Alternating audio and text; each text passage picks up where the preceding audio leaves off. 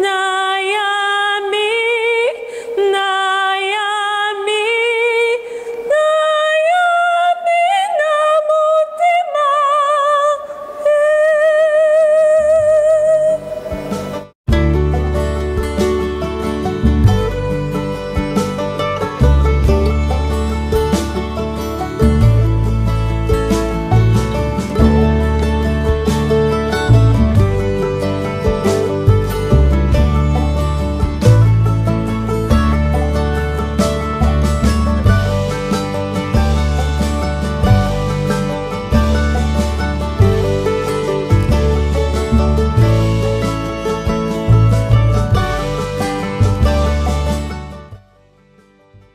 Tozali na studio Nayambi awa na omoneli na biso ya Paris to tondisami na esengo ya makasi pambate lelo toyambi Monsieur l'abbé Léonard Santedi oyo azalaki pendant 10 ans secrétaire général ya conférence épiscopale nationale du Congo kasi lelo azali recteur ya université catholique du Congo. Ngawa bino mama Blada Mfukidi na micro tozali na studio Nayambi na ndeko Papa Zule wa Zule tolengeli bino masolo ya kitoko bino moko boyebi ndenge ya bomesano to solar na bino masolo matali ba ndeko bazali awa na Paris ba katoliko obayaka kosambela na omoneri na biso basango bayaka kotala biso na omoneri na biso ya mwana lelo tozali na Monsieur l'abbé Léonard Santedi ya mboto bana masolo na biso tokopesa ye maloba ye moko ayebisa biso abbé Santedi ye nani. Merci mingi ndeko mama Blada pona ndengo yambi ngai awa pona masolo na kati ya studio na yambi na pesipe Papa Zule wa Zule. Merci mingi ngai abbé Léonard Santedi nazali nganga nzambe ya archidiocèse ya Kinshasa na botami na Kinshasa nazali mwana ya paroisse cathédrale Notre-Dame nazali mwana ya Lingwala na Libenge 264 bongo nasali kelasi yanga école primaire ndambo na école primaire Notre-Dame pe simanake na collège Boboto tangwana ezaki collège Albert Premier pe na silisi na ye kokota na collège Bosembo Notre-Dame pe te na diplôme d'état na kotaki pe petit séminaire Saint-Jean-Marie Vianney na 20 mai wana 1975 te na 78 tant aussi diplôme d'état na biso to côté grand séminaire de philosophie Saint-Kagwa tant wana ezaki na ino na Rigini Saint-Kagwa sima na 1981 tozui tolati Sultan pe tobandi grand séminaire Jean-Paul Ier ezali babengaka séminaire universitaire tozovandaka na Rigini mais tozokinotanga na faculté ya théologie ntango wana ezalaki faculté catholique de Kinshasa nasali baétude na ngai ya théologie kuna pe nasilisi tata cardinal Malula Joseph Albert Malula nde akulisi biso bonganga nzambe na cathédrale Notre-Dame paroisse na ngai le 1er août 1985 bongo anakomi nganga nzambe tata cardinal atininga na petit séminaire Saint-Jean-Marie Vianney pe propédétique lokola liboso directeur spirituel pe sima directeur des études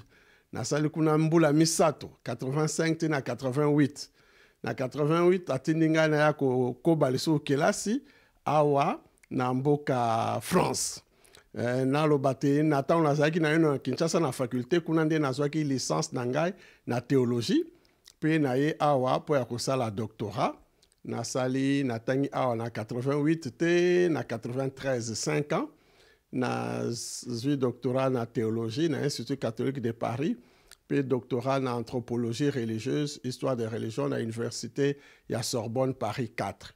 A na zongi na mboka tata cardinal et Frédéric Tsou a tininga liboso loko a molakisi na grand séminaire Jean 23 93 wana te na 95 puis na 95 a pesingai mosala ya kobokolo baleki bangai ba séminariste ba balinko koma banganga nzambe loko la recteur il y a séminaire universitaire Jean-Paul Ier. Et si kanga moko na tangaki, si kanga moko na zaki séminariste, na kei kuna na Rigini, na zongi kuna na Rigini, pe atenga pe sango mokonzi ya paroisse wana Marie Reine des Apôtres. 95 wana, hein, te na 2006, lokola 11 ans. Na sali kuna 11 ans, na zaki pe libaku ya kosa mosana be Noël, mpati wazali lelo moni awa, ngai nazaki recteur, pe curé, yazaki directeur spirituel. Tout ça, il y a 5 ans à Kei, na 5 ans on a tikali. Bon, na sali 11 ans, kuna, lokola recteur, pe na tango wana pe, na komi kotangisa na faculté à théologie, na université catholique, na tangisi bana, pe na 2003, na komi doyen à faculté à théologie kuna. Et puis, allez, en 2006, Episcopo, Pessingai Mosala, comme secrétaire général, il y a Conférence épiscopale nationale du Congo, 5 2006 et 2010. Nasali Mbula, Zomikuna, Lokola, secrétaire général. Puis, na soki pe libaku, na Mbula Ana, te Monsanto Papa Jean-Paul II, aponongai lokola membre ya commission théologique internationale oyo ezali commission oyo esanganaka kuna na mboka Vatican po ya kokanisa pe kotanga koyeba makambo ya ecclesia pe ya kosalisa ecclesia na biso na makambo etali théologie. Nazalaki membre ya commission théologique internationale pona 2 mandats 2004-2009. Papa Jean-Paul II Montanoma, et puis en 2009, Papa Benoît, 2009-2014. Nous avons fait 10 ans na Mosala wana. Bon, en 2016, puisque pour Papa Mosala, il y a comme recteur, il y a Université catholique du Congo, Mosala Nazaï Kosala Lelo, comme recteur, il y a Université catholique du Congo. Voilà, donc, Nganga Nzambe, il y a Archidiocèse à Kinshasa, puis Mosali na etelo oyo babengi Université catholique du Congo yango nde nazo kosala mosala lelo pe nazumwa libaku ya kopesa ba kotangisa bipai na Jean 23 na Mazno kuna epai na biso pe awa na Institut catholique de Paris na kape kotangisa eloko pe na inko bakisa tant tozaki bilenge na ba séminariste nazaki na groupe to lisango tozaki likanisi ya kobanda mouvement Kizito pe anuarite na baninga bangai tozalaki ba séminariste Mwambe abe Yenga abe Pati abe Boss abe Mulumba abe Ambangito et puis na bandeko batiki biso ndeko Ambangito ndeko Gabi Tanfumu tozali pe na ndeko Gabi Mangu bongo to bandaki ko sangisa bana po ya ko salisa bango po sala biso zaigi te ndenge balobaka une jeunesse bien éduquée c'est l'avenir garanti to salisa bana baye bapenza bazwa éducation malamu babokola mananzela ya malamu pe wana ezali po ngai nzela ya kokumisa Nzambe na maye apesaki ngai na koka kosala elongo na baninga bangai. Bon, voilà moi parcours wana tango mosusu mituna mosusu ozala po ya komeka kobakisa. Monsieur l'abbé, ndenge balobi na lopoto, un CV très fourni et très riche. Vraiment longo nyamingi. Bolandi CV ya monsieur l'abbé na ebité soki boyo ki binomoko et pas Sorbonne et pas Vatican commission nini na yoki mala muté soki théologique wana ndenge monsieur l'abbé azali koloba binomoko bolandi CV na emula ipe kitoko mingi penza. Bon monsieur l'abbé mbala eleki to yambaki pe abbé François Kajingulu o yepe azali médecin na hôpital Saint-Joseph na Kinshasa. Vraiment basango na biso botangi mingi basango congolais et sengoni nezali ko salona moment oyo omona pena ndenge biso bana ya Congo ba katoliko ya Congo tozomona bino basango na biso na bandeko banso ya Congo bazolanda biso bazomona ndenge pena tozana bato ya mayele mingi penza na basango pena bato mususu. Merci mingi mama Blada la kanisi eloko ya motuya ezali soki otangi ezali pona kosalisa. Cardinal Malula bandolo banabiso malheur à l'intelligence qui s'enfle d'orgueil. Moni azarolo banabiso l'intelligence hein, doit être au service. Yangwana ce qui totangi ezai pambate kana malula banoloba, il faut un clergé intellectuellement solide, hein, spirituellement fort, pastoralement engagé. Donc intellectuellement, omoni nganga nzambe azali ka te moto akoloba bon na lota ndoto bon lelo ezala mi bote. Azali moto akomanyola bon moya bato. Il doit réfléchir sur la réalité de la société, des hommes, des femmes. Il faut kanisa manyola ngwa tongolongo akota na bozindo ya makambo ndenge ezali pe azwali lobali ya nzambe oyo pe amanyoli oyo asambeli oyo amanyoli pote liloba wana ya nzambe ekoka kokita na bomoi ya bato ya lelo yango wana esengeli mpenza kotanga ezali likambo ya liseki te balokotaka moto te mpo balokoti oyo babi mpo okomi nganga nzambe te esengeli otanga obandi petit séminaire ntango ozali na bahumanité wana okoti philosophie mbula misato simoki osala théologie mbula mineto mbula mitano si masusu soki eklese alobi te tosengeli na yo mpo na kosala mosala boye okoti lisusu na koyekola mpo te okoka kosalela eklesia okoka kosalela bato na makoki yango wana esengo na ngai ezali wana mpe ngai moko sika lokola formateur nazali mpe kotia makasi mpo te baleki to bana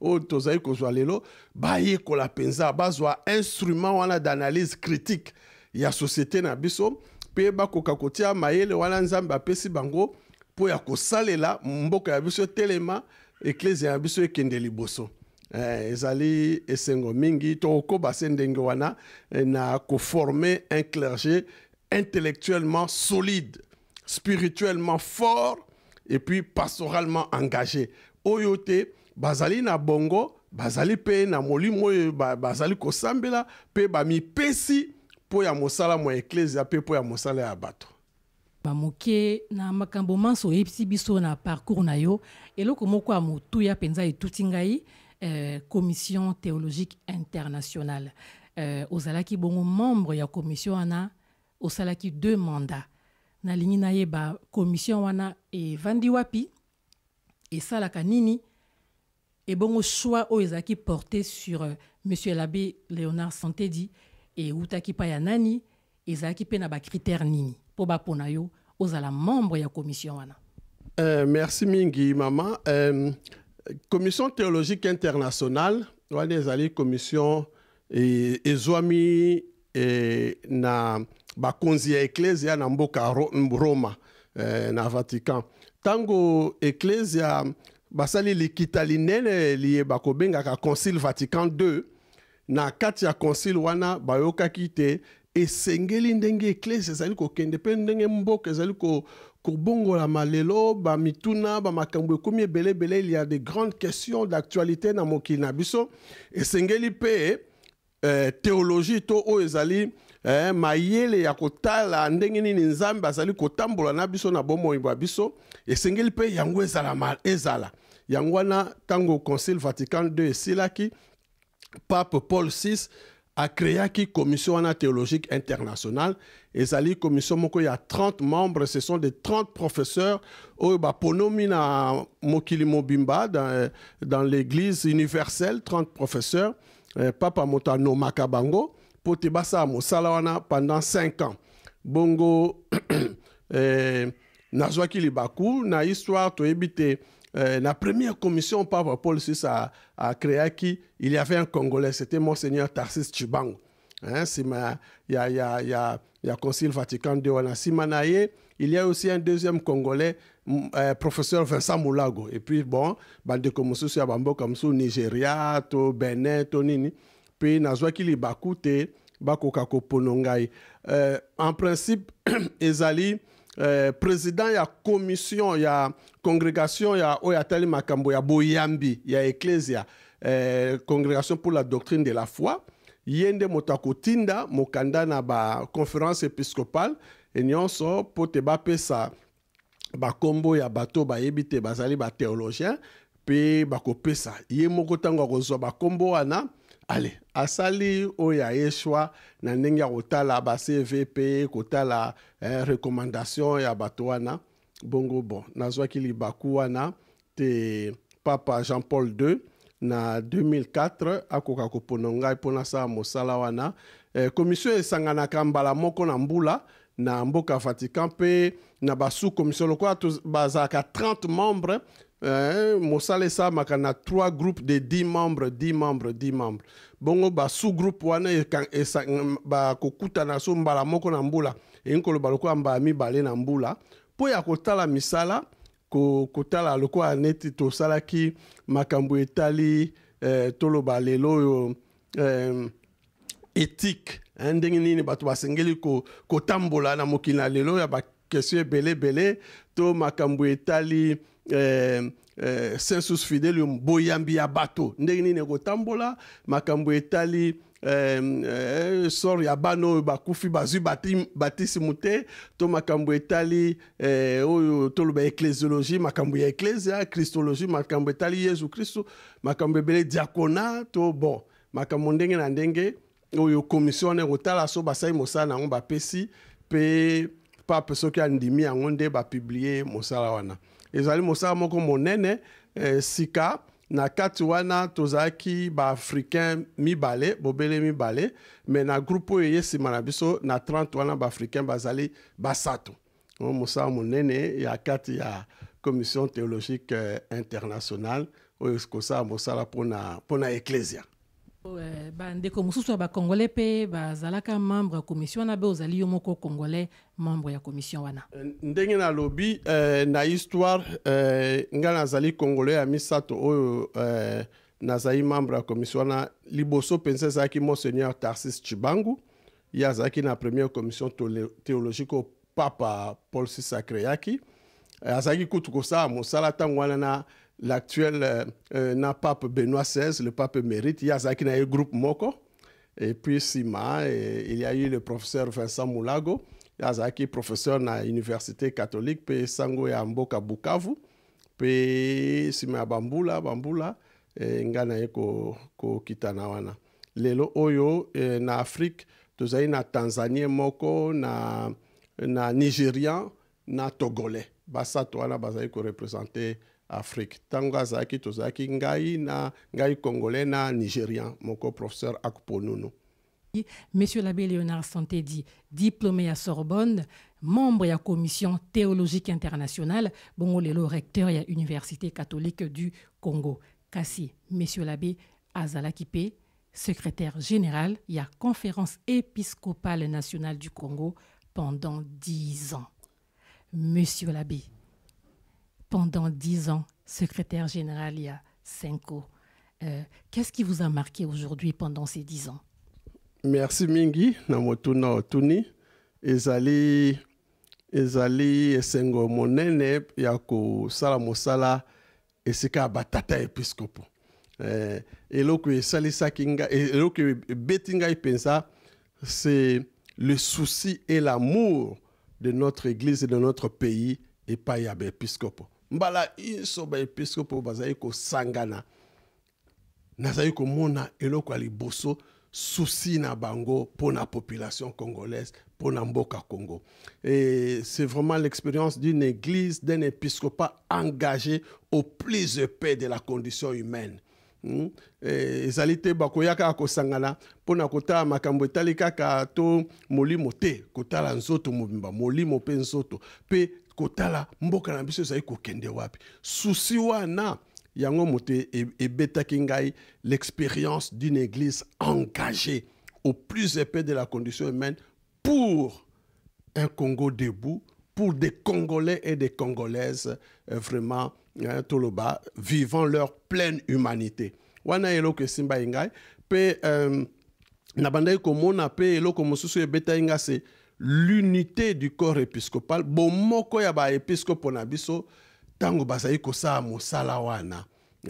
Na kanisaka toujours phrase et ya Saint Vincent de Lérins azaki moine moko na kati ya église na ba bandeli ya église azali koloba dans les choses nécessaires l'unité, dans le doute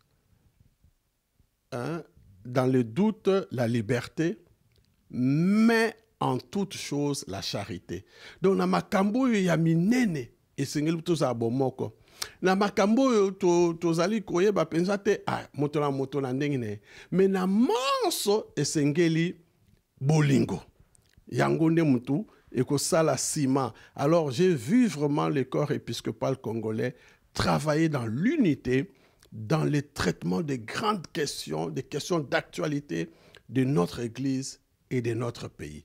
Wana eloko wana esimba bonga ipe lokwa mosaleli lokwa secrétaire ezali kopesa nga pe mpiko ya koluka ko tanga ko yeba ko tongolo makambo ko analyser pote nakoka ko sala pe mosa molamu ya ko salisa batata episkopo na nzela wana. Susi wana ya église ezali na makambo manso, na makambo etali éducation ba école, na makambo etali santé na Caritas Congo, na makambo etali bomoto ya bato, justice et paix, commission justice, na makambo ata etali nkite ya mboka, ba évêque ba keiti ko créer commission otobengi commission épiscopale pour les ressources naturelles CERN. Ba ko ba épiscopo likamnu ba kelonta makambo ya diamant, makambo ya ote. Pona ba épiscopo na biso oyo nyonso ko salisa moto atelema. Kite ya mboka wana ndenge ko salisa yango moni na saïli liboso na monseigneur na cardinal Monsengo le quoi président Simona monseigneur Jomo na suka moi sanza moko na monseigneur Otembi bango nyonso bakozwa o babengaka le bâton de pèlerin bako tambola ko kenda tamboko États-Unis ko yawa na mboka Europe ko kenewa pote bakoka ko solola la makambo etali mboka na biso makambo etali église na biso po ya bolamu ya bato ndenge tolobaka la gloire de Dieu c'est l'homme vivant, l'homme debout. Wana eloko pensa esimbinga makasi. Monsieur l'abbé, lelo soki tolobi to définir bondimi, boyambi, ya ba Christu congolais na Congo, pe libanda ya Congo. Olobi nini? Eza motuna monene. Ya motuna monene ko définir boyambi. Bon, biso tolobaka, la foi ce n'est pas simplement dire amen, non.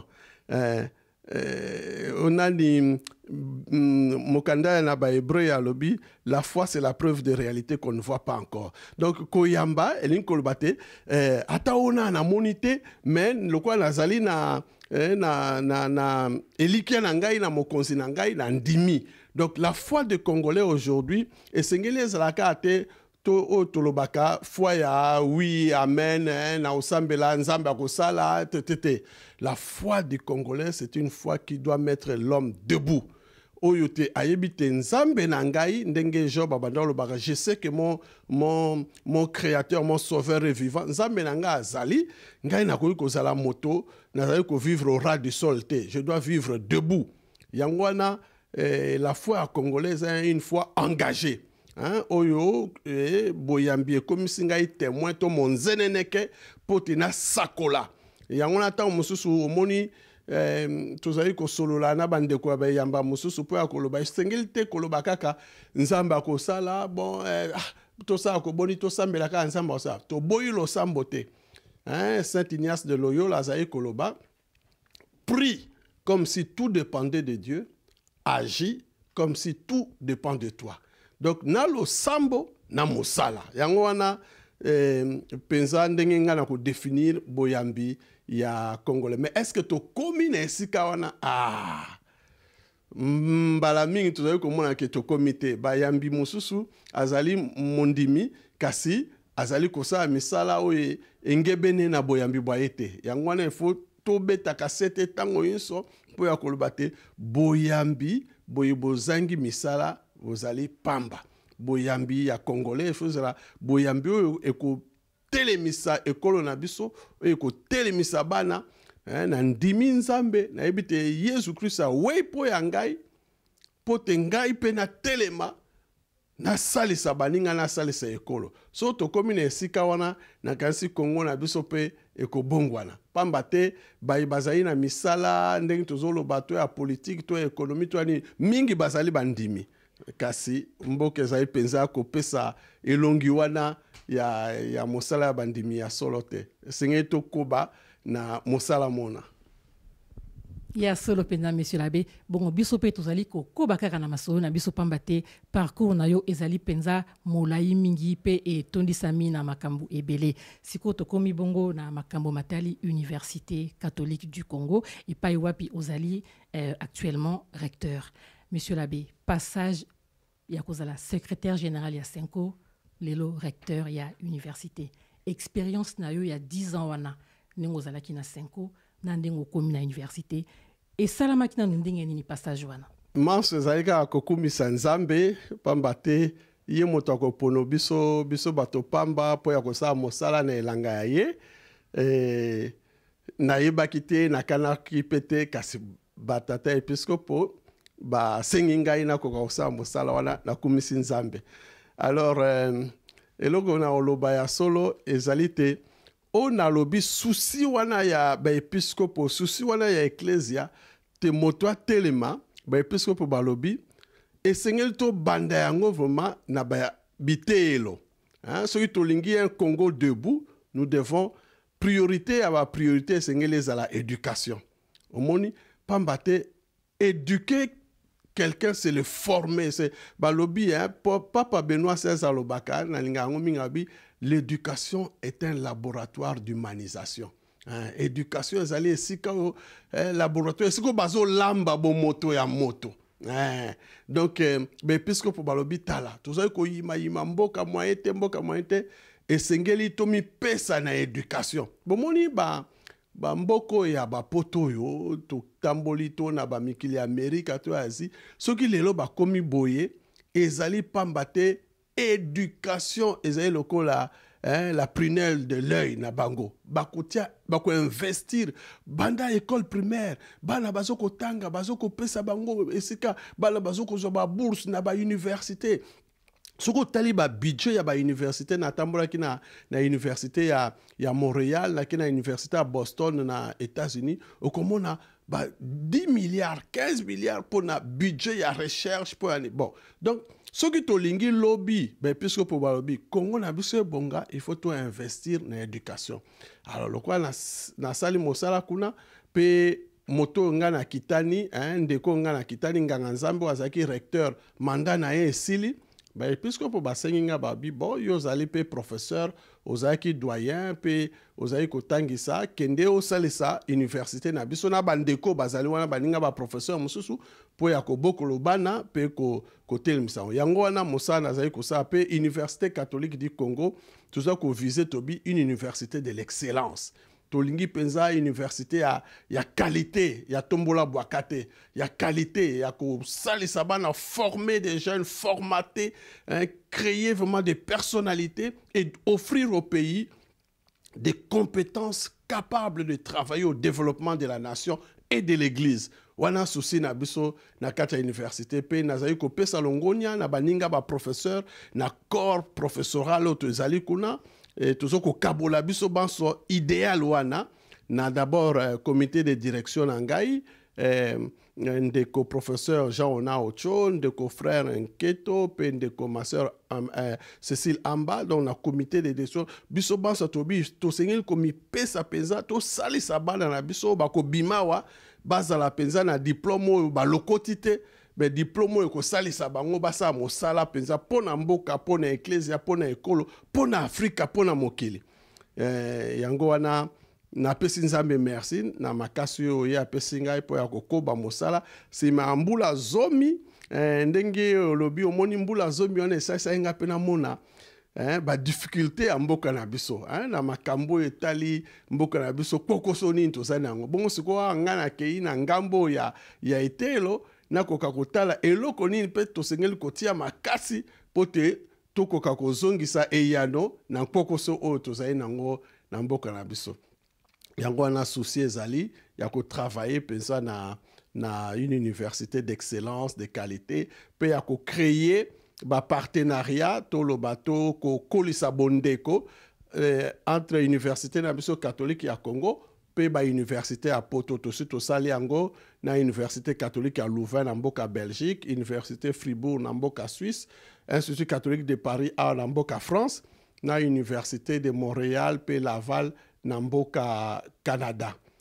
tokei mpe na mboka Afrique na Côte d'Ivoire mpona kosala bondeko kati ya université na biso na université catholique ya Afrique de l'Ouest mpe mbula tokendaki elongo na monseigneur Fulgence Muteba ye azali président ya conseil d'administration ya université ya biso tokendaki na ye na États-Unis na Boston mpo ya kotala ndenge nini tokoki mpe koyokana na bauniversité catholique oyo ezali kuna na bauniversité mosusu basalisa biso kaka mpo ya kobokola bana na biso mpo ya kozwa nzela te bana batanga malamu bazwa formation ya malamu lobi bango mpe bakoka kosala mosala na mboka na biso na eklezia na biso mosala monene lelo tozali nano na 7 faculté ya théologie ya philosophie mpe ya droit canonique na mpe faculté ya économie ya communication sociale ya droit donc droit civil mpe ya science politique tozali na elikia soki makoki mazwami ndenge tozali kotala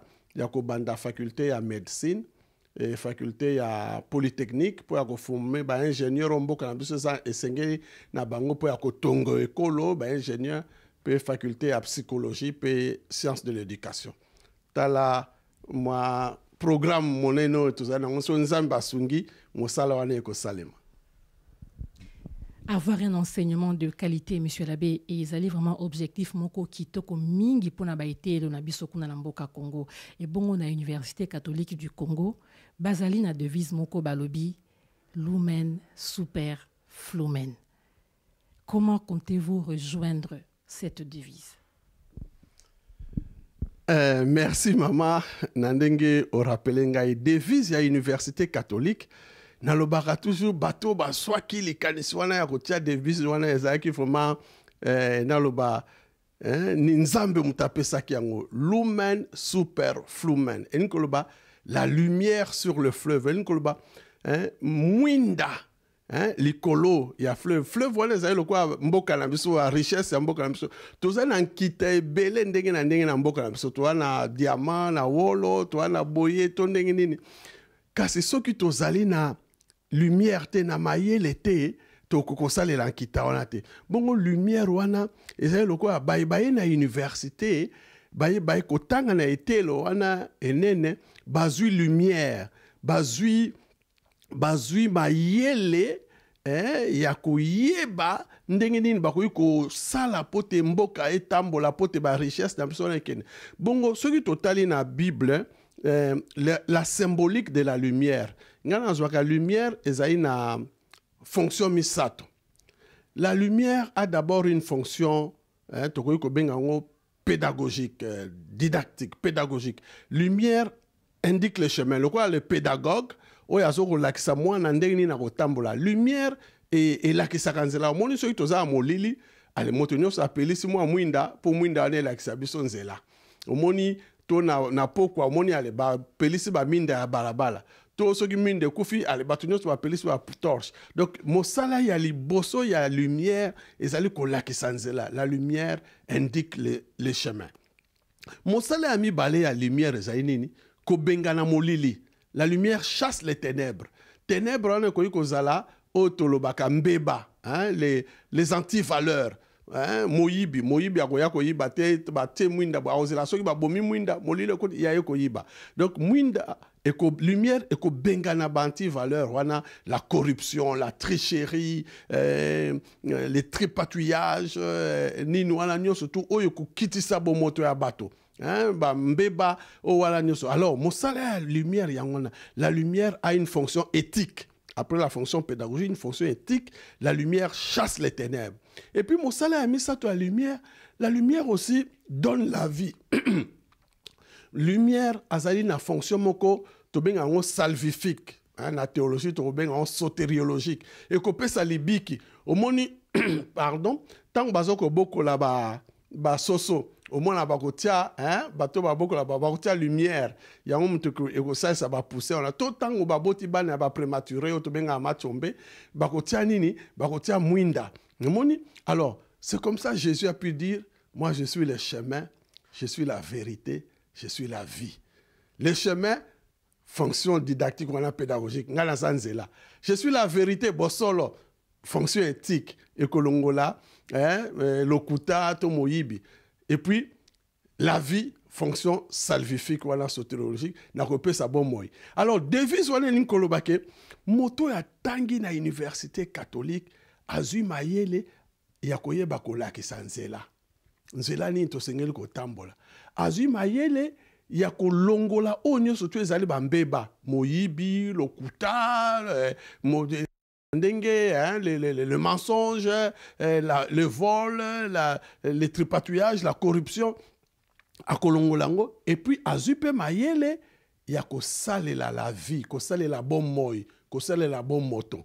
Alors, tozali ko bunda na baninga pote, les jeunes formés à l'université soient de lumière, de lumière pour un Congo émergent, pour un Congo nouveau. Ce soit des lumières, des références, des lampadaires sur le chemin, des réverbères sur le chemin, des lucioles, des luminaires. Donc, bazali vraiment mwinda, bazala, nga nazali mwana ya ICC, na tangi na ICC, na ibate nazali mwinda pour la société, ne yezolobi mwinda batiaka on se ambetote, mwinda batiaka on a likolo pote ngenga.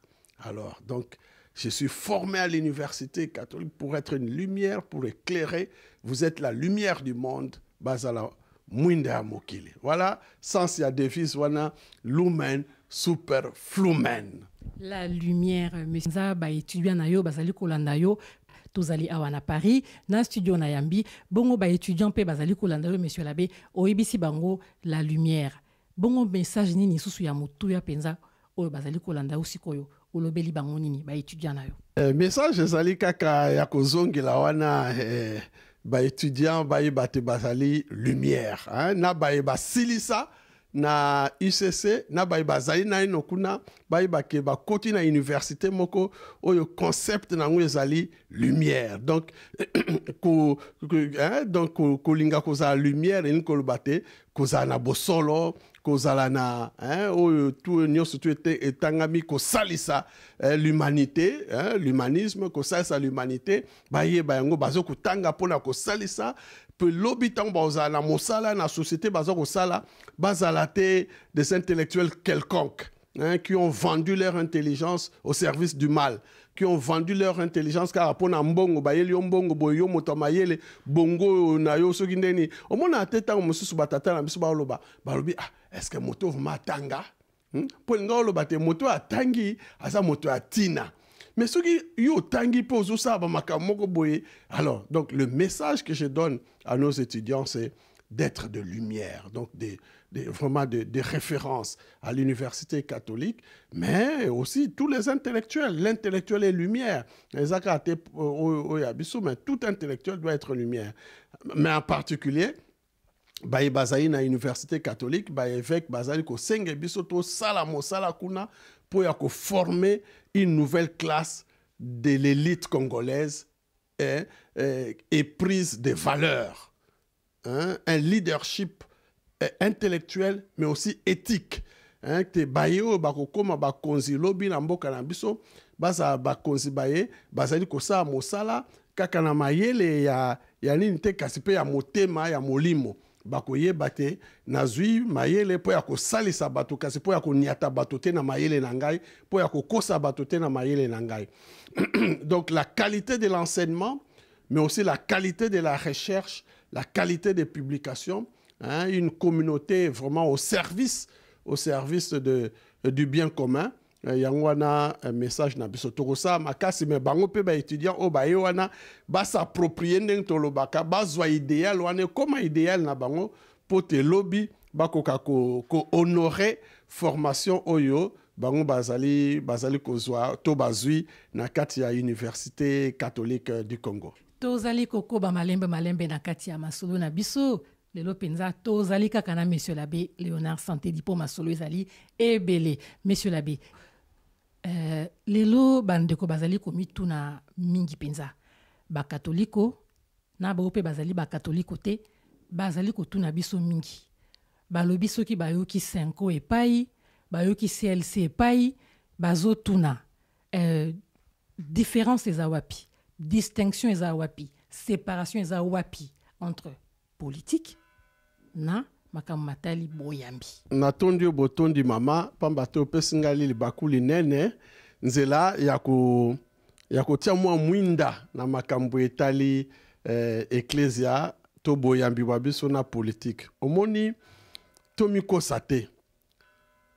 Yezu mwana nzambe aye onse alobi je suis venu pour que vous ayez la vie et la vie en abondance. Jean 10, 10. Na ye po te bozwa bomoy pe bozwa bango mingi. Bongo bomoy wana ezali nini? Moto alete, moto azangi ata tango abeli, azata na mbongo te po amiswani, amisalisa. Pe azoko mona mwana ye azoko kufa wana pamba te ye azangi. Moto azali akoki kotia ata mwana ye na kelasi te po azangi mbongo. Moto azali kokende kosala mosala pe 1 mois, 2 mois, 3 mois bafuti yete. Bomoy nini ya azali na yango. Saint Jacques awiti koloba na biso na dimension eleki. Yo moni ndeko no azali na pasi azangi eloko akolia. Yo lobine kende vanda malamu lala malamu oyo tomoto pe te. Yesu alobi, je suis venu pour que vous ayez la vie. Yangwana, tant que nous église catholique, nous allons sambela. Nous prions. Mais notre prière, ce n'est pas une évasion, une fuite face à la réalité de la vie. Face à la réalité de la vie, papa mo abandon loba, à ceux qui azo préféré à un groupe de prière assemblée pour ceux qui azongi nanda kubana bazo kufanzala bazo tungise malamu avanine na prière tango ya amoni bana basi balali wana ya zana kimia te wana ukimi responsabilité na yo zali komona bana na ondeng bazala nzala pe ko luka nini bana bakoy kolia yango no moni ba episcope na biso natangeli bino ba commission éducation ezali, commission à boyambi, la commission de la doctrine ezali, commission à liturgie, oyo talandeni toko sambela, église na biso Congo ezali ba makambe bele côté à liturgie. Toza na rite zairoi de la messe oba église ya musu ezana onte to sambela ndenge ya bokoko na biso ko yemba ko bina. Toza na commission etali caritas. Tant que tu kufi nzala église catholique akendeke ko salisa ko na bayabite loto na banini le social ba dispensaire tout nini toyebite nini ba dispensaire ezali église catholique azali engagé plus près de 50% ya couverture sanitaire ezali ya église catholique ba mamelo ba uti na mboka ba mipesi wana poto ba ye hôpital ya maternité na Kitambo na Ngaliema na Kingasani. Alors sikawa église lobby oyo peut etali justice bosembo esengeli to lobelango yeso bana ko lobango abi esengo na bateau heureux les artisans de justice et de paix, heureux les artisans de paix esengo na bateau o bazali ko bunda pona boboto na mboka o bazali ko bunda pona bolamu pona bosembo yango wana église catholique e ko bunda pe pona bato baza na bomo ya malamu ezate bato balali na nzala ezate bato mbule beti bo banda kuna bango ekwei eni te. D'ailleurs ezali ka pona ba catholique te ezali pona eyamba iso ezali pona eyamba iso. Et puis oyo bazali ko sa mosala wana bango pe bazali ba catholique boyambi na bango ezali wapi yango wana omoni Senko conférence épiscopale nationale du Congo tango ako bwaka mbela azali ko interpeller bazui mosala na politique bazui nini mosala na bite loto na nini pote basala yango pote bato bazwa bomoi bazwa bango malamu politique oyo biso tokosala te ezali lokola kokota na parti politique. Nous ne faisons pas, on ne doit pas faire la politique politicienne. Lokola te épiscopo tonganga nzambe azali moto to ya palu akomi moto ya PPRD to akomi moto ya MLC to moto te po ya azali ndenge bolobi au milieu du village azali po ya bato banso lokola tango ecclesia tango tozo kote ya tozali na bandimi na biso baza na palu bandimi na biso baza na PPRD bandimi na biso bazali na MLC bandimi na bango na nyonso tu toko interpeller bango na liloba ya nzambe comme un message prophétique. Le prophète, c'est celui qui annonce, mais c'est celui aussi qui dénonce. Talanan to ke na Bible po bolobi Bible to ke na no prophète Isaïe alobi ozali kotombola maboko na yo wana obandi kobelela Nzambe, maboko na yo tondi makila. Jérémie, hein, le prophète Osée, tout le prophète Ézéchiel, alobi tu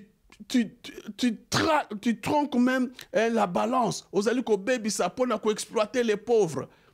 Toye biango. Les prophètes dénoncent. Ils dénoncent baonyo surtout bazali ko exploiter bato. Yangona église a ko répéter ango. Jésus-Christ avait aussi élevé les tons. Tango bato bakomi ko sala mombongo na église nini tout ça. Et il a dit même tel Jean-Baptiste, le prophète Jean-Baptiste, bakataki moto pona nini Jean-Baptiste. Pour alobaki na mokonzi wana oh basozui yayote. Le prophète doit parler. Qu'on l'écoute ou qu'on l'écoute pas, le prophète parle et ils sauront que le prophète a parlé. Yangwana donc 5 ans azali ko la politique te azali ko sa mosa na ben fait ba rappeler ango chaque fois notre mission prophétique des veilleurs et des veilleurs. Et puisque par exemple le roi sentinelle moto azali ko kengele po ya bomo ya bato. Yango wana omoni ba ko rappeler devoir wana. Celle-ci ezali suko ba Christ bango moko balobi ah lokola ba papa episcope ba bwaki mbela te esengeli te biso ba congolais esika te to yima biso moko to mi pesa po ya kosala penza ya te mboka na biso etambola na bosembo ale ba Christ bango moko ba sali mouvement wana ya celle-ci le comité laïque congolais des laïcs bango moko catholique le comité laïque catholique ba sali mosala ya kozala lumière na mosala balobinga nazali politicien nazala lumière nazali ministre nazala lumière nazali directeur nazala lumière pe balobi tokoki kondima te tango yo ozwi bokonzi bato babanda kolela babanda kokufa babanda kosala boy yango na toko interpeller. Donc différence ezali monene. L'église ne fait pas la politique politicienne, mais l'église travaille pour mettre l'homme debout. Lo sambo na biso toko sambela ezali te po te toloba bon to sambeli nzambe yemoka kosala ndenge bakoloba les bras de Dieu ce sont nos bras. Nzamba ko utiliser maboko na biso. Dieu qui nous a créés sans nous ne veut pas nous sauver sans nous. Il veut nous sauver avec nous. Alors, le combat pour la démocratie, c'est un combat pour l'homme, avec Dieu, et pour la gloire de Dieu. Yesu alobi, quand Yesu aye banzelu bayembi, gloire à Dieu au plus haut de ses, et paix sur la terre aux hommes. C'est bien aimé. Donc, kembo na nzambo likolo pe boboto bato. Donc église a ko travailler pour te bato bazana boboto. Esika bitumba ezali ako tombola mongongo po bitumba esila. Esika bato bazali ko nyata bango ako tombola mongongo po te ba nyata bato te. Esika bazali ko yiba ako tombola mongongo po te ba yiba te. Tala mosala ya église yango wala. Tokoki koloba te bato bazali kokufa biso tovandi tobandi kosambela na ndako nzambe akoloba na biso te napesaki bino maboko po te bosala. Neti na totali na mboka Nigeria Boko Haram basé ba enlever bana église avandi ale baki osambela te mais puisque po bakomi mokanda pote makambo wana ya enlèvement ya bana na makambo wana ya Boko Haram esila. Awa na mboka Italie to na mboka poto awa ba immigré o bazali ko ya bakomi ko benga mo papa tomboli mongongo po ya kotala ndeni ya koyamba ba immigré e komi politique elin koloba nini elin koloba l'art ya gestion ya cité la police la cité la communauté po te bato baza malamu. Alors tant te mosala on esa malamu te ecclesia nganga nzambe. Et puisque azali prophète, azali sentinelle, a ko rappeler ango pote ecclesia etam mboko etambola malamu batu baza na bonsomi batu baza malamu. Yango wana na lobaki nazui penza libaku ya ko limbola likambo wana te ba Kristu ba sengeli kozala mwinda elin koloba ko travailler ko sala mosala pote mboka ezala malam. Tata Cardinal apesa biso nzembo Kinshasa teleme ngenge Kinshasa abi ozali mongwa ya se ozali mongwa mboka esa nini epolate. maudit. Donc mon Christ azali et c'est azali, c'est le sel, c'est qui préserve la nourriture contre la pourriture. Akosala te biloko epola tout le monde ba koko na biso ba na frigo te ba kozwa ba tie mungwa wana ba tende to tsaka makabo pote epola te. Alors le chrétien c'est qu'azali mungwa pote le pays ne soit pas un pays pourri. Il y a une église à Kosala. Il y a bio bozo sambela te tozo sambela lo sambo na biso tango to kota kana bozindo to lelinzambe tozali ko sambela pe tozali ko sala mosala. Ozali mwinda mwasi ozali mwinda mboka engenga. Donc voilà notre travail, telle est notre prière, tel est aussi notre engagement et notre vraiment l'essence de notre vie. Travailler, prier pour que l'homme soit un homme vivant, un homme debout. Ndenge tolobi, mon conseil alobi na Jean 10, je suis venu pour que vous ayez la vie et la vie en abondance. Na ye po te bozwa bomoy pe bozwa bwango mingi. Lo sambo na biso yango wana. Et voilà, Bandeko ya Radio Maria, Bisso Bansantolandi, Monsieur l'abbé Léonard Santé dit à Limboleli Bisso, quelle est la place de l'Église face à la politique du Congo aujourd'hui? Botondi mingi Monsieur l'abbé na makambo epsi biso lelo bongo tozali kokoba na masolo na biso bongo siko penza Monsieur l'abbé tolingi to solo la masolo etali o moneri na biso nengo uti koloba makambo ya Senko makambo ya CLC biso ape na moneri na biso tozuko kisambula moko officiellement ndenge tozaki installé depuis le 1er octobre 2017 tozali pe na bandeko ya CLC na kati ya moneri na biso sikoyo omoneri na biso ezali omoneri moko ezali kopesa esengo makasi awa na kati na Paris le 16 septembre 2018 toyambaki yo poyambala ya liboso osali misa epai na biso bato ebele bayoka kaka abe santé dit ba mosusu kutu batunaki mama Blada azaka italien ngana bibo tokomona yekaka mokola ko ya yemoka ko yebisa biso donc bandeko basepelaki mingi penza komona ombala liboso na moneri na biso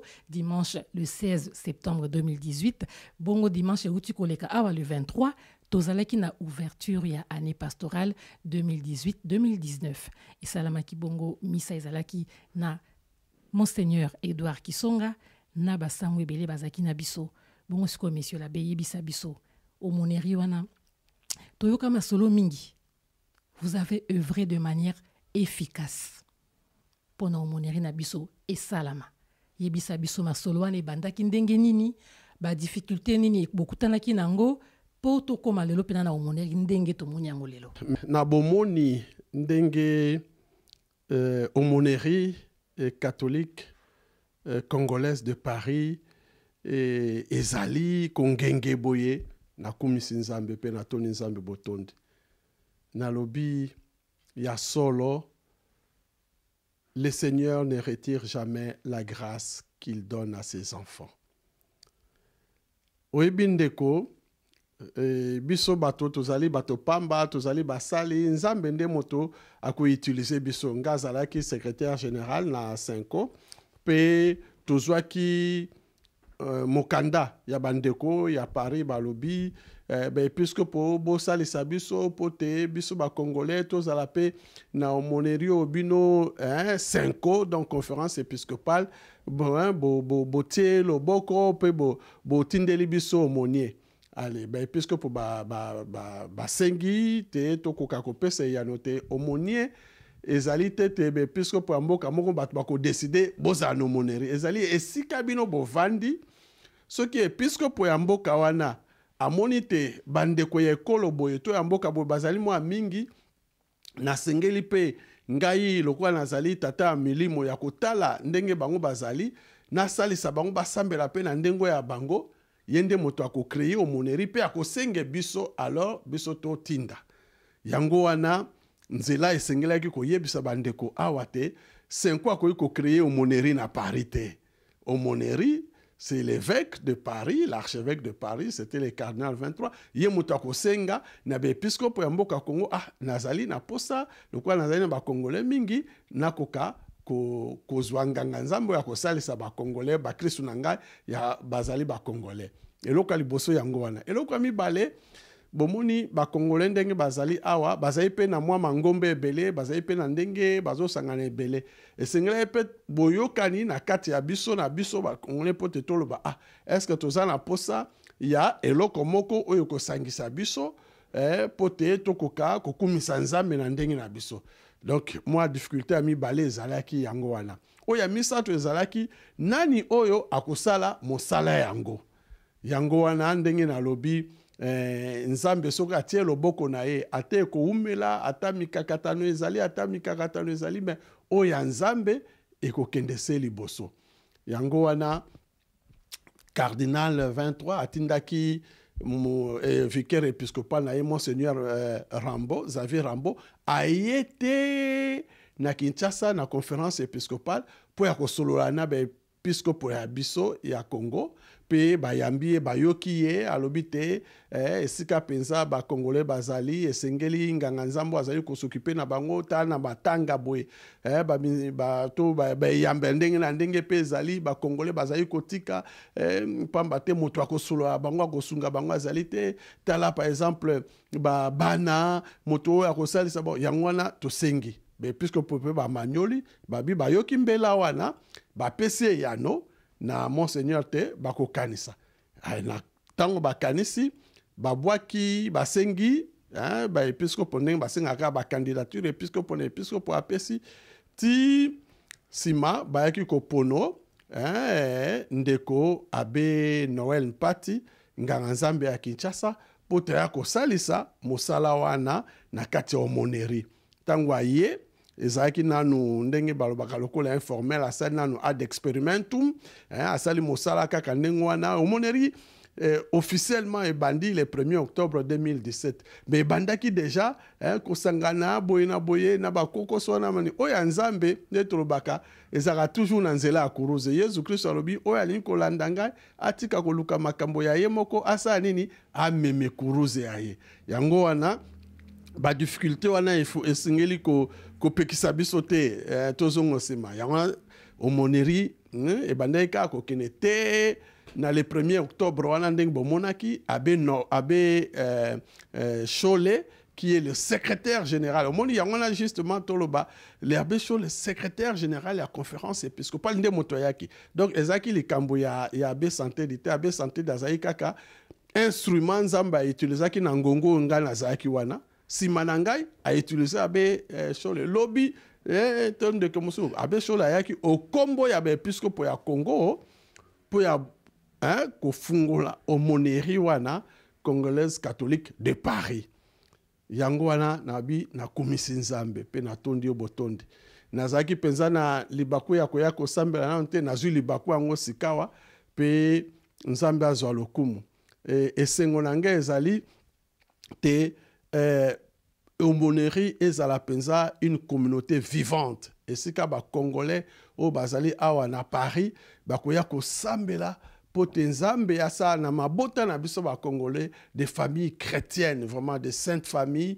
des familles chrétiennes nzamba sa na bana biso bazali awa bazwa éducation pe bazwa boyambi o ya biso omoni ndenge tozokoloba tozali déjà na omoneri congolaise na mboka ya Londres pe nzambe ndenge asalaka te abe Noel Mpati oyo azalaki omonier kuna le premier omonier ya moneri congolaise catholique ya Londres asali mibu libwa ya nini kuna donc mandat ya 3 ans renouvelable 2 fois na expérience na yewana asalisa bandeko bazali awa na Paris pote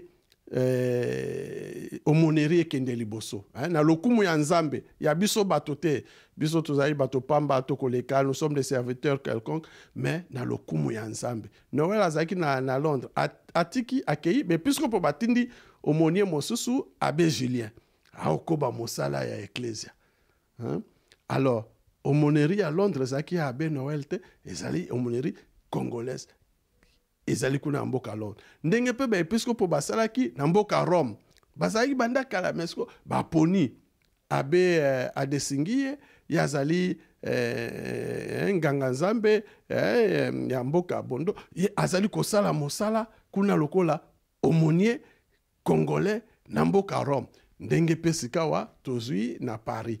Alors tolobi vraiment béni soit celui qui vient au nom du Seigneur. Lokola aumônier aye na kombo ya nzambe, nzambe azwa lokumu pe mosala ya kosala esa mamalamu. Ba mama na ba tata oyo baza koya na aumônerie ba mona te ba ye na esika ya losambo. Na esika yo kokolisa boyambi bwa bango. Ekosalisa bango. Tozali na eliki te une année tant bozo ko sepelango na sima mama ngomba mosusu ndenge ezali ya boyambi na biso na opesa ndakisa loko Kizito Anuarite na lobi nazali moko ya ba fondateur nango Kizito Anuarite ekoti na mboka Londres tala na esengo groupe wana ya biso bana na biso baza na Londres baza na Kinshasa te baza na Londres mais bazo koma ba Kizito Anuarite. Qu'est-ce qui empêche lobby na aumônerie catholique congolaise à Paris groupe K et banda tala ba mama catholique na yoka ke sengo dimanche passé tant ba mama ba oyane lamba na bango tout ça okomona boye olobi naza na Kinshasa to naza wapi tala ba mama catholique na uniforme na bango baye ça c'est une richesse que nous devons partager aux autres. Ba joyeuse na biso ndenge ba robina na Kinshasa kuna na Londres na Rome pe tala awa na Paris. Alors donc notre prière c'est cela, que l'aumônerie congolaise catholique de Paris soit vraiment un lieu toloba de croissance spirituelle, un lieu pour kolisa boyambi, pour kolisa pe bondeko, un lieu de fraternité, un espace de fraternité, de communion fraternelle, pe ako salisa pe bandeko na biso bazali awa na mboka ya Paris. Bakoka Kosambela, selon le génie créateur de notre culture et de notre peuple.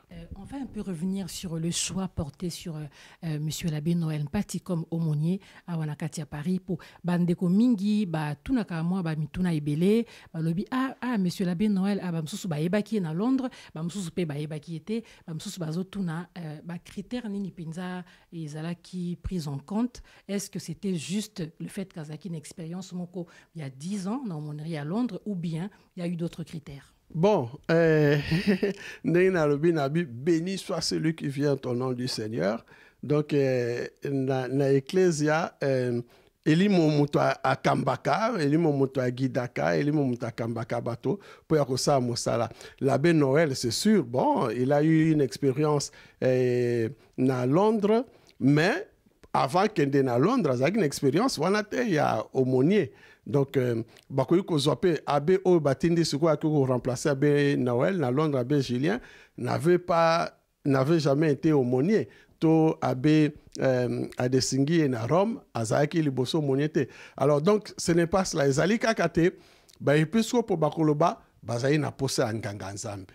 Pe bakosenga na lisanga be episcopo donc 5 lobi toza na pose nganga nzambe moko po asala mosala ya aumônier na bakosenga be episcopo bakopesa tango bakopesa kombo ale be episcopo bakopono pe episcopo mokambi to président ya 5 yende moto akoloba bon to poninde ko oyo to basali tango musu ezaka basali vote to tango musu abi non to tali déjà na CV na ye to moni pe na expérience na ye to moni nini to moni te ye akoka ko banda mosala. Donc c'était dans ce sens-là que président ya conférence épiscopale ya ngono moni abbé Chole ayaki comme secrétaire général ya conférence épiscopale nationale du Congo, président de conférence épiscopale akomaki mokanda pote akoka roloba ke basengi na nganga nzambe Noël Mpati akoka kosala mosala moye.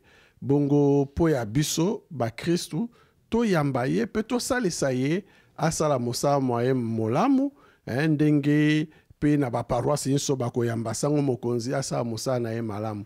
Eloko ezali yo wana ezali te nganga nzambe aumônier akosala mosala ye moko te. Akosala mosala na ba Kristu azali na équipe pastorale na ye, azali na responsable à maman catholique, azali na responsable à liturgie, responsable à finance, azali na responsable to ya catéchèse, pe ndenge na ndenge ya ba jeune, il y a protocole, il y a accueil, avec cette équipe là, bo pesani maboko po ya lokumu ya nzambe pe po ya bolamu ya bato yango nde eloko epusi motuya.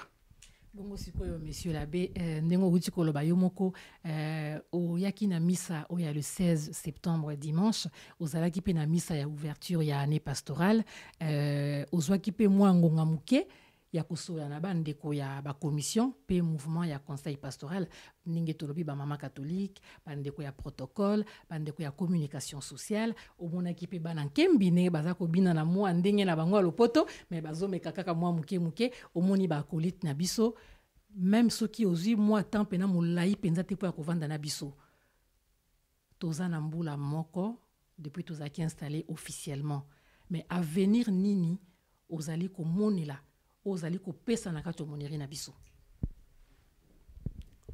Alors ngana loba toujours l'avenir appartient à Dieu. Alors avenir ezali alors dire que tout ce que nous le faisons avec Dieu. Alors nous sommes assurés. Donc eloko ya liboso na kosengate ezala la prise de conscience que l'aumônerie c'est l'affaire du Seigneur avec nous. Donc baebanso bakosa mosala banda nganga nzambe olobate aumônerie ezali likambo na ngate ezali likambo ya nzambe ngana ezali mosalele mama oyo azali présidente ya ba mama catholique alobi ezali nde toloba ligablo na ngai te ezali likambo ya nzambe ngai nde naza mosaleli na ye na esika oyo ya communication sociale alobi ezali likambo ya nzambe ngai naza kosala lokola mosaleli na ngambo wana soki totie nzambe liboso pe biso tomimoni lokola monseigneur Kisonga teyaki biso dimanche passé nengolo celui qui veut être le chef parmi vous qui soit le serviteur donc azala mosaleli oyo alingi kozala mokonzi soki tomitie lokola basaleli avenir ya aumônerie ezali vraiment un avenir fructueux, un avenir flamboyant et resplendissant. Pona toti nzambe liboso. Alors pona ngai aussi na mosala na bomoni mosala oyo ndeko Noël mpati asala kiloko omoni na Londres nazali na tembetete na mwa mabongi nzambe apesi ye akosalisa bandeko pote batia liboso nzambe pe bazala basalele. Alors nazali na elikia loko ezali likambo ya nzambe oya nzambe moto moko tako iko omoni ndenge na Bible Gamaliel azongisaki tamba lobi bapekisa ba apôtre batika kutanga kombo ya Yesu alobi ma soki ezali likambo na bango moko ekosila mais soki ezali ya nzambe bo okokate. Alors comme je crois et je suis convaincu que cette aumônerie, c'est l'œuvre du Seigneur en réponse aux appels de ses fidèles qui a fait déplacer Monseigneur Rambotina à Kinshasa et les évêques ont répondu. Et le collège loko ya nzambe bomi tungisate avenir ezali assuré. L'église ya nzambe yezalobi na pierre habituée pierre et sur cette pierre je bâtirai mon église et les portes de l'enfer ne prévaudront pas. Ata yo Pierre lelo keito nini mais eloko ya nzambe koti classé qu'on a so Pierre asa kufa le kabambula bonita église na ezoko kende tel ce qu'on a seko. Donc l'aumônerie congolaise a un bel avenir par la grâce de Dieu et l'engagement de ses fidèles. Alors eloko ngana osenga na ba fidèles ya aumônerie catholique congolaise de Paris, c'est cet engagement-là.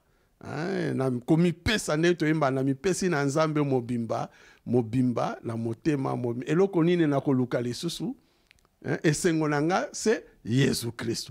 Donc to intérioriser wana que nous sommes des serviteurs, on se donne tout entier pour na te aumônerie ke liboso, c'est-à-dire que ecclesia ya nzambo ezwami awa na mboka Paris esangisi ba congolais awa na mboka Paris ezala penza esika oyo bana ya biso Congo baza kokola pe roza pe po ya biso nzela ya ko participer aussi à la construction ya église nzambo ezali na mboka France Ça sera aussi notre contribution à la croissance de l'Église de Dieu qui est ici en France. Et ça l'était kaka biso moko mais biso to samela na ndenge na biso mais to komi pe ko salisa. Omona wana bande ko mususu ya mboka misusu ba komi koyape na kati aumônerie congolaise et komi une aumônerie qui devient une aumônerie missionnaire. Ndenge Pape François Zosenga biso une église missionnaire, une aumônerie missionnaire où ils ont salisa pe bande ko basusu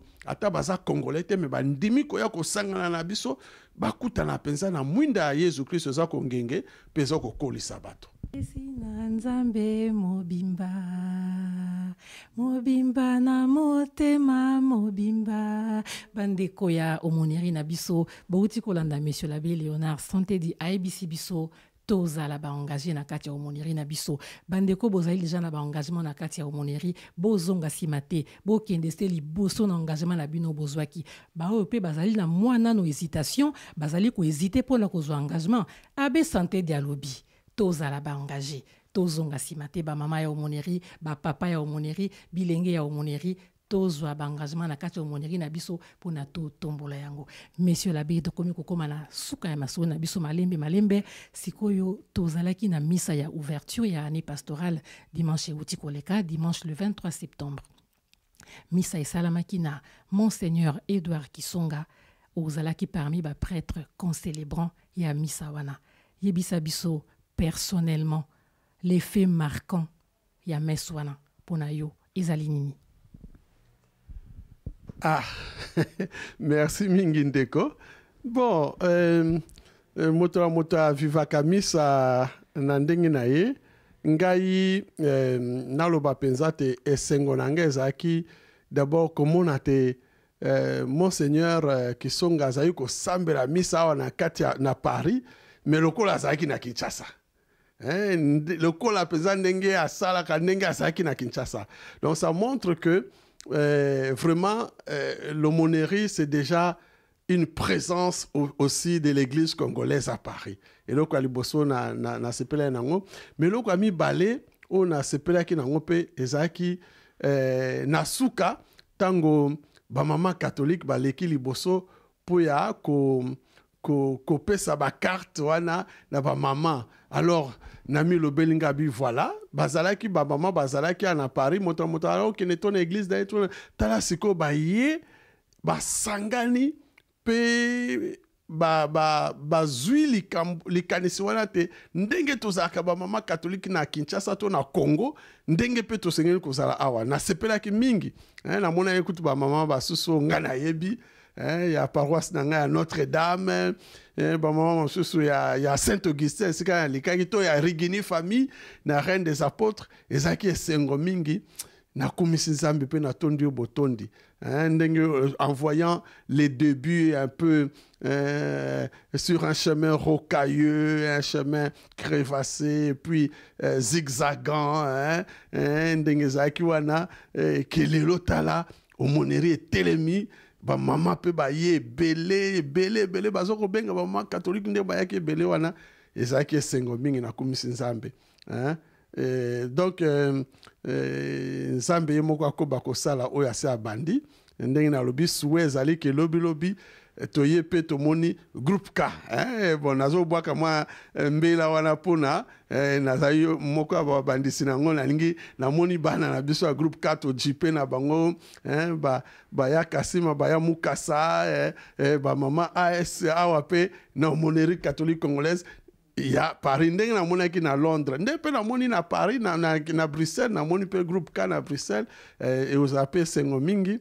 Bon, à la grâce de Dieu nzambe yemo mtu akobotisa mbuma na kati ya misala yoko sama na aumônerie. Alors c'était une belle cérémonie na ko manqué te ko loba pe une mention spéciale la sœur Mata pour la messe wana il y avait la sœur Cathy Mata azali ko sepela 50 ans de vie religieuse. Ah, vraiment ezaki sengo mingi j'ai béni le Seigneur tozaki na ye awa na kelasi awa.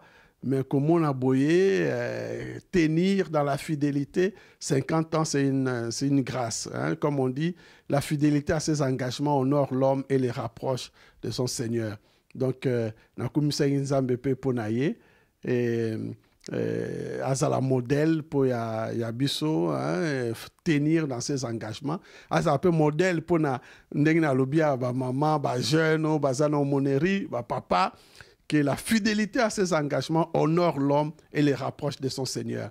Donc bon ça la fidèle engagement na bino bokozwa na saka moi différence mo ezane tout moi lycée na saka moi différence mo entre s'impliquer et s'engager na lobaka s'impliquer ezali donner un peu de son temps neti moto ayo kosenga nga abe santé est-ce que ko komelanga moi lettre à recommandation tena ou comme ça na s'impliquer na komelie lettre à recommandation so que azupe musala menga na ebité na komay lettre là m'supe azuité donc moi j'avais donné un peu de mon temps à Kéya na place on komelenga bazungate à place on komelenga bazu je me suis impliqué mais s'engager ce n'est pas donner un peu de son temps s'engager c'est donner de sa vie.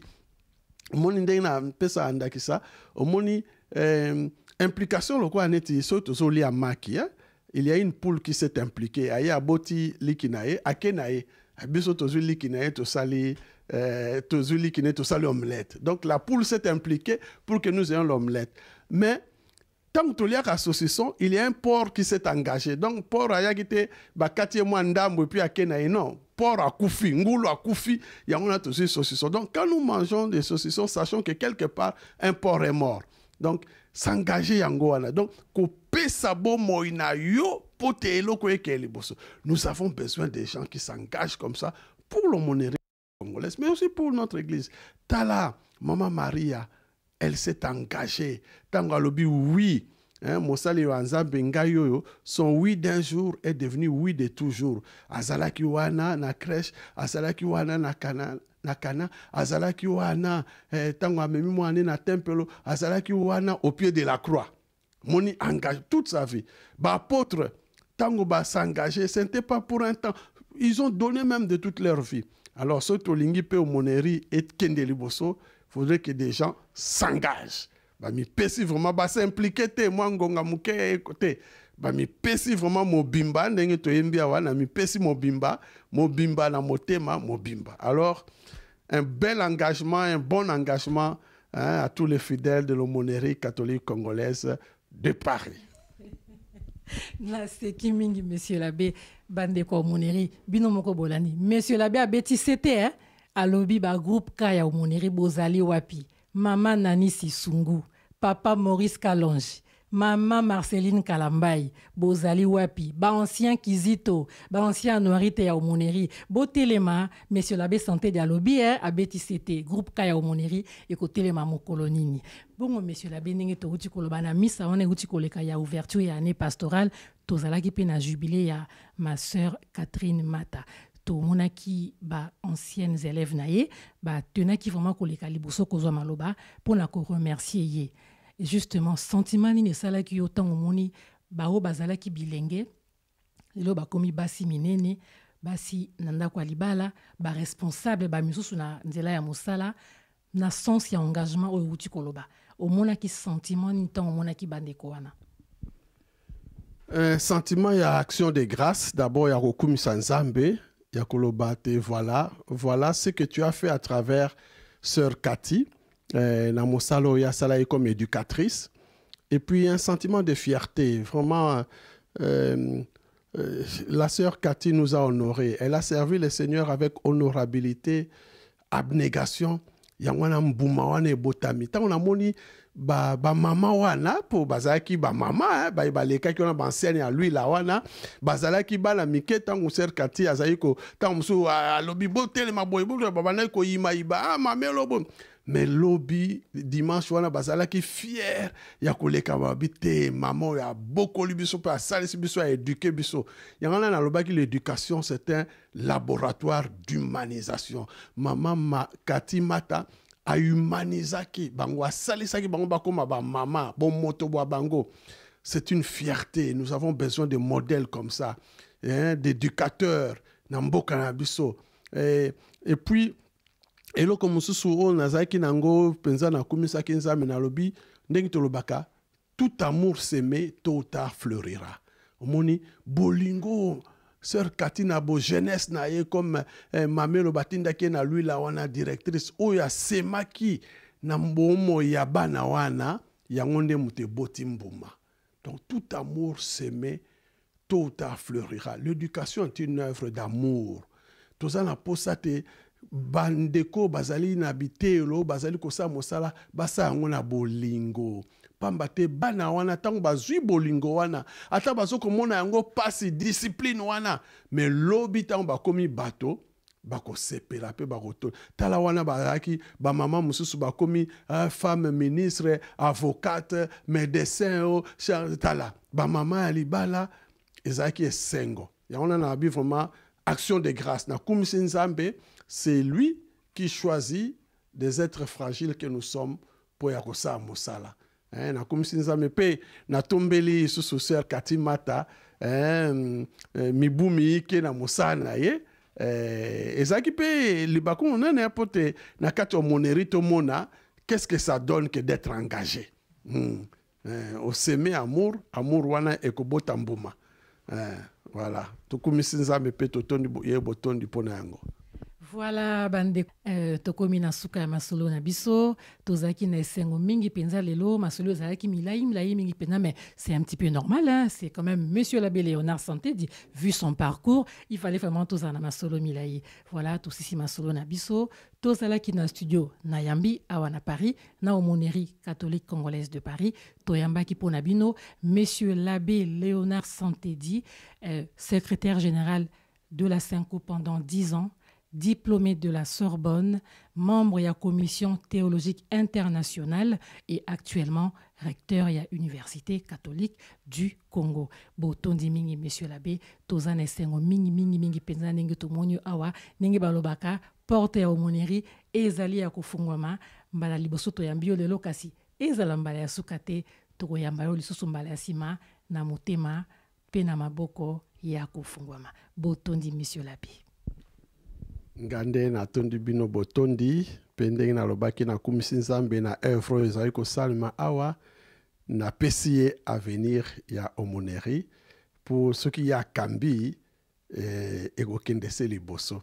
Alors penza longonia na baebanso ba travailler pour na premier anniversaire ya omoneri nzambe tondi sabino sus na bobenisi qu'il y ait une pluie de bénédictions dans l'aumônerie et que mbuma penza oyo ko bima awa et ngengisa le visage ya aumônerie catholique congolaise de Paris pe bandeko basusu boko ma pe missionnaire bandeko basusu bayoka posa yako sambela na aumônerie catholique congolaise de Paris na tombeli pe ndeko abe Noël mosala molamu na kati aumônerie wana pe na ba collaborateur na ebanso bozala uni. Bozala uni, dans les choses nécessaires, l'unité, dans le doute, la liberté, mais en toutes choses, la charité, bozala uni, et puis, comme il peut mobimba, na engagement wana, nzambe oya bandina bino, akokoba, pe mbuma ebele, ekobotama, na katia aumônerie catholique congolaise de Paris. Ad multos annos, bambula ebele, pe bambule ya kitoko ya mosala nzambe okati ya bino. Merci. Ezalaki bongo wabino mama Blada Fukidi na micro na studio na Yambi awa na Paris botondi mingi na papa Zule wazule tokutani na mbala ya sima. Bye.